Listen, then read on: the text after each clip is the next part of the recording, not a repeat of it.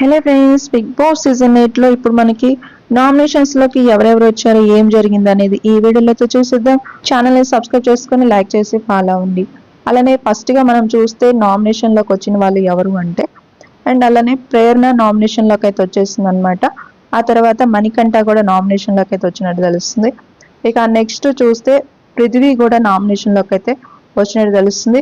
సోనియా కూడా నామినేషన్ లోకి వచ్చినట్టయితే తెలుస్తుంది అనమాట. కిరాక్ సీత కూడా నామినేషన్ లో ఉన్నట్టయితే తెలుస్తుంది.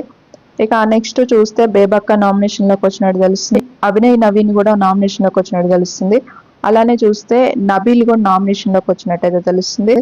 ఇక నెక్స్ట్ చూస్తే విష్ణుప్రియ నామినేషన్ లో ఉన్నట్టు తెలుస్తుంది. శేఖర్ భాష ఉన్నట్టు తెలుస్తుంది.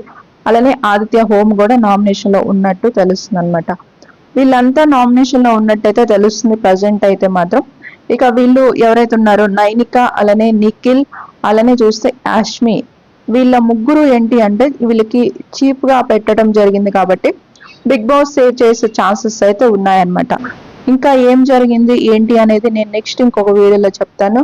గొడవలు అయితే ఫుల్ గా ఉన్నాయి ఫస్ట్ వీక్ లోనే, అది కూడా ఫస్ట్ నామినేషన్ లోనే చాలా గొడవలు అయితే జరిగినట్టయితే తెలుస్తుంది అనమాట. ఛానల్ అయితే సబ్స్క్రైబ్ చేసుకొని లైక్ చేసి ఫాలో అవ్వండి. ఏ అప్డేట్ ఉన్న వెంటనే మన ఛానల్ అయితే ఉంటాయి ఫ్రెండ్స్.